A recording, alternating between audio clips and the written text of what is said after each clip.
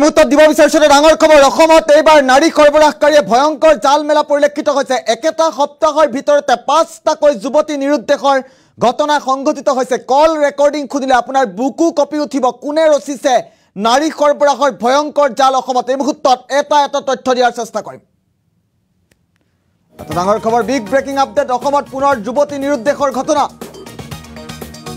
এসপ্তাহৰ ভিতৰতে ৰাজ্যত 5টা যুৱতী নিৰুদ্দেশৰ ঘটনা ৰাজ্যৰ ঠায়ে ঠায়ে মানৱ সৰবৰাহকাৰীয়ে মেলিছে ভয়ংকৰ জাল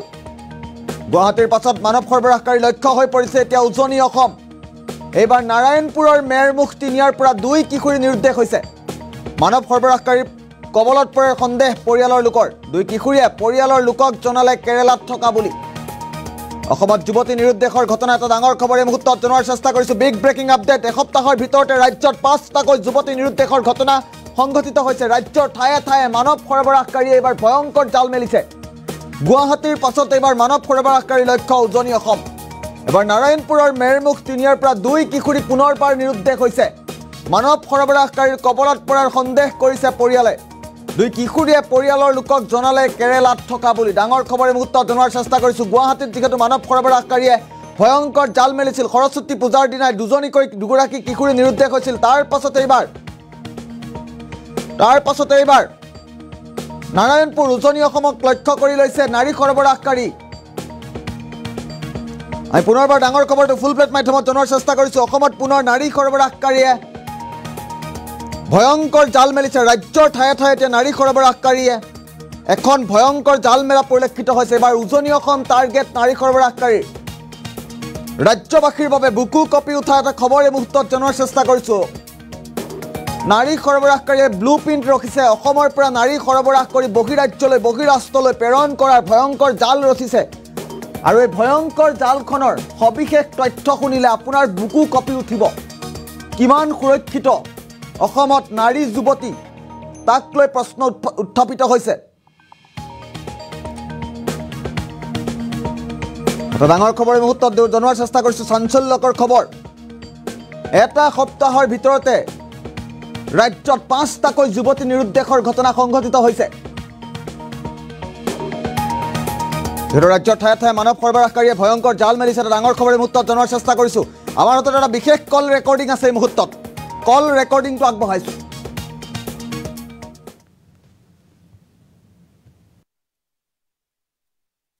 আছিলে তই কোবা গাড়ীত উঠাইছিলে তহঁতক নাৰায়ণপুৰ তহঁতক ভাড়া চাড়া কোনে দিলে ভাড়া মই যে সৰিয়ত লৈ আছিলো সেয়া পইচা আছিলে মোৰ ভাগৰ আছিলে মোৰ ভাগৰ 500 আছিলে তহঁতি কেৰেলাত এই 500 টকা দি পালিগে নে নাজানো মানুহটোক পইচাটো দিছো মানুহটোৱে কৈছিলে হ'ব বুলি কৈ মানুহটো হাঁহি আছিলে এই মানুহটো এতিয়া তহঁতি অসমীয়া মানুহ আছিলে নে নিয়াটো অসমীয়া কিবা মিয়া নেকি তহঁতি কেনেকে চিনি পাৱ মানুহটোক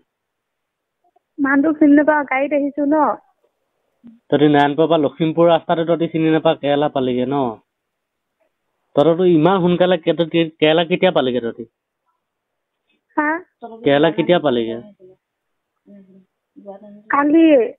কালি কেইটা বজাত পালিগে পাইছিলো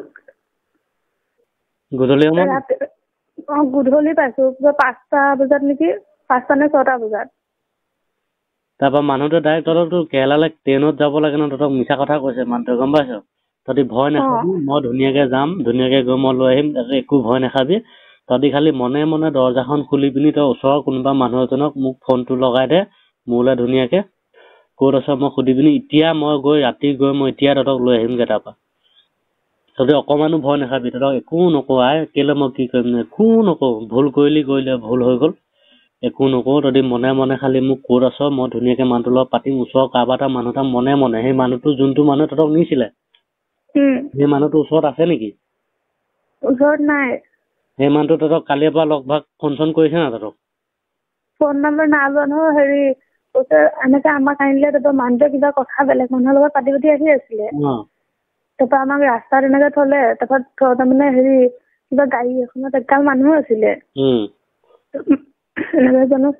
কিবা গোটেই মানুহ গলে কোলা কোলা কাপোৰ পিন্ধি আছে মতা মানুহ তাৰপৰা আমাক সেইখনত উঠাবলৈ নিছিলে তাৰপৰা আমি হেৰি জুবলিয়ে মানুহগাল দেখি কান্দি দিলে যে তাৰপৰা আমি সেইডোখৰ পৰা কিবাটো পলালো এতিয়া তহঁতি মনে মনে তহঁতি দৰ্জাখন মনে মনে খুলি পিনি ওচৰৰ কাৰোবাৰ মানুহ এটাক ফোনটো দে মই ধুনীয়াকে কথাটো সুধিম মই এতিয়া ৰাতি গৈ তহঁতক লৈ আহিম তহঁতি অকণমানো ভয় নাখাবি ঠিক আছে তহঁতি অকণমানো ভয় নাখাবি মই এতিয়াই যাম তহঁতক আনিবলৈ শুনিছ তহঁতি ফোনটো চুইচ অফ নকৰিবি চাইলেণ্ট কৰি থবি মই যেতিয়াই ফোন কৰিম তেতিয়া মোৰ নাম্বাৰটো মনত আছে নাই আছে বৌ ভাগতো মুখস্থ আছে মোৰ ভাগতো মুখস্থ নাই বৌ ভাগতো মোবাইলটো মই লগত লৈ যাম তহঁতক এতিয়াই মই লৈ আহিম অকণমানো দুইজনী ভয় নাখাবি নেকান্দিবি শুনিছ তহঁতক একো নকওঁ ধুনীয়াকে আহিবি ঘৰত থাকিবি আগৰ নিচিনাকে দে মা তই দিয়া খালি মোৰ মনে মনে খালি ফোনটো খালি ৰিচিভ কৰ মই মোৰ নাম্বাৰটোৰ পৰা মাৰিম এতিয়া লাষ্টত 99 আছে সেইটোৰ পৰা ৰিচিভ কৰিবি শুনিছ আৰু ওচৰত মনে কোনোবা মানুহ আছে যদি মোবাইলটো দে মই মানুহটোৰ লগত কথাটো পাতি এড্ৰেছটো লৈ এতিয়া মই তোলৈ শুনিছ মই তোলৈ ফোন কৰিছো মই চাম দে মনে চা মই মোৰ নাম্বাৰটোৰ পৰা মিছ কল এটা মাৰিছো দেই আছিলে তহঁতি ক'ৰ পৰা গাড়ীত উঠাইছিলে তহঁতক নাৰায়ণপুৰ তহঁতক ভাড়া চাড়া কোনে দিলে ভাড়া মই যে সৰিয়ত লৈ আছিলো সেয়া পইচা আছিলে মোৰ ভাগৰ আছিলে মোৰ ভাগৰ 500 আছিলে তহঁতি কেৰেলাত এই 500 টকা দি পালিগে নে নাজানো মানুহটোক পইচাটো দিছো মানুহটোৱে কৈছিলে হ'ব বুলি কৈ মানুহটোৱে হাঁহি আছিলে এই মানুহটো এতিয়া তহঁতি অসমীয়া মানুহ আছিলে নে নিয়াটো অসমীয়া কিবা মিয়া নেকি তহঁতি কেনেকে চিনি পাৱ মানুহটোক চিনি নাপাওঁ গাড়ীত আহিছো ন তহঁতি নাৰায়ণপুৰৰ পৰা লখিমপুৰ ৰাস্তাটো তহঁতি চিনি নাপাৱ কেৰেলা পালিগে ন তহঁততো ইমান সোনকালে কেৰেলা কেতিয়া পালিগে তহঁতি কেৰেলা কেতিয়া পালিগে কালি কেইটা বজাত পালিগে পাইছিলো গধূলি সময়ত গধূলি পাইছো 5টা বজাত নেকি 5টা নে 6টা বজাত তাৰপৰা মানুহটো ডাইৰেক্ট তহঁতকতো কেৰেলালৈ ট্ৰেইনত যাব লাগে ন তহঁতক মিছা কথা কৈছে মানুহটোৱে গম পাইছ তহঁতি ভয় নাখাবি মই ধুনীয়াকে যাম ধুনীয়াকে গৈ মই লৈ আহিম একো ভয় নাখাবি তহঁতি খালি মনে মনে দৰ্জাখন খুলি পিনি তই ওচৰৰ কোনোবা মানুহ এজনক মোক ফোনটো লগাই দে মোলৈ ধুনীয়াকে ক'ত আছ মই সুধি পিনি এতিয়া মই ৰাতি গৈ মই এতিয়া তহঁতক লৈ আহিমগে তাৰপৰা তহঁতি অকণমানো ভয় নাখাবি তহঁতক একো নকওঁ কেলে মই কি কৰিম একো নকওঁ ভুল কৰিলে ভুল হৈ গ'ল একো নকওঁ তহঁতি মনে মনে খালি মোক ক'ত আছ মই ধুনীয়াকে মানুহটোৰ লগত পাতিম ওচৰৰ কাৰোবাৰ এটা মানুহ এটা মনে সেই মানুহটো যোনটো মানুহ মন্তব্য শুনিলে যুৱতীগৰাকীৰ চাঞ্চল্যকৰ স্বীকাৰোক্তি কিদৰে তেওঁলোকক অপহৰণ কৰি লৈ গৈছিল সবিশেষ তথ্য জনাইছে আৰু সমগ্ৰ বিষয় সন্দৰ্ভত যিহেতু মহানগৰীকে ধৰি ৰাজ্যৰ বিভিন্ন প্ৰান্তত যুৱতী নিৰুদ্দেশৰ ঘটনা সংঘটিত হৈছে আৰু অধিক তথ্যৰ বাবে এই মুহূৰ্তত আমি সংযুক্ত হ'ব বিচাৰিছো আমাৰ সাংবাদিক ধৃতিৰাজ কলিতাৰ সৈতে ধৃতিৰাজ কলিতা সমগ্ৰ বিষয় সন্দৰ্ভত আপোনাৰ হাতত কি তথ্য আছে মহানগৰীকে ধৰি ৰাজ্যৰ বিভিন্ন প্ৰান্তত এটা সপ্তাহৰ ভিতৰতে যিহেতু 5টাকৈ যুৱতী নিৰুদ্দেশৰ ঘটনা সংঘটিত হৈছে সমগ্ৰ বিষয় সন্দৰ্ভত আপোনাৰ হাতত শেহতীয়া আপডেট কি আছে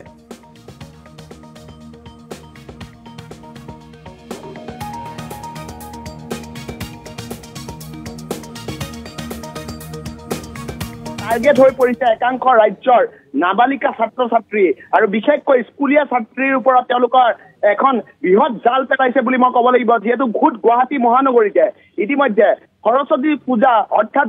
14 ফেব্ৰুৱাৰী দিনটোৰ পৰা আজিৰ দিনটোলৈকে প্ৰায় এসপ্তাহৰ ভিতৰতে 6 গৰাকীকৈ নাবালিকা ইতিমধ্যে নিৰুদ্দিষ্ট হোৱাৰ ঘটনাই কিন্তু গুৱাহাটী মহানগৰীৰ যি চৰম অৱনমিত আইন শৃংখলা তথা ৰাজ্যৰ বিভিন্ন প্ৰান্তত সংঘটিত এনেসমূহ ঘটনাই যেন অসম আৰক্ষীৰ ওপৰত পুনৰ প্ৰশ্ন তুলিছে সেই কথা কিন্তু পুনৰবাৰ স্পষ্ট হৈ পৰিছে আৰু সুদীপ্ত আজিৰ দিনটোতে ইতিমধ্যে মহানগৰ আৰক্ষীয়ে আন এক উল্লেখযোগ্য সাফল্য লাভ কৰিছে বুলি ক'ব লাগিব যিহেতু ইতিমধ্যে আৰক্ষীৰ ওপৰত কেইবাটাও প্ৰশ্ন উত্থাপন হোৱাটো দেখিবলৈ পোৱা গৈছিল আৰু বিগত সময়ত নুনমাটি আৰক্ষী থানাও ইতিমধ্যে 3 গৰাকীকৈ সৰবৰাহকাৰীক মানৱ সৰবৰাহকাৰীক ইতিমধ্যে গ্ৰেপ্তাৰ কৰিবলৈ সক্ষম হৈছিল আৰু পুনৰ আজিৰ দিনটোতে মহানগৰীৰ প্ৰাগজ্যোতিষপুৰ আৰক্ষী থানা আৰু পানীখাইটি আৰক্ষী আউটপোষ্টৰ দ্বাৰা এক অভিযান চলোৱা হৈছিল মহানগৰীৰ কাষৰীয়া সোণাপুৰত আৰু সেই সোণাপুৰতে ইতিমধ্যে 17 ফেব্ৰুৱাৰীৰ পৰা নিৰুদ্দিষ্ট হৈ থকা তিনিগৰাকীকৈ স্কুলীয়া ছাত্ৰী নৱম শ্ৰেণীৰ স্কুলীয়া ছাত্ৰীৰ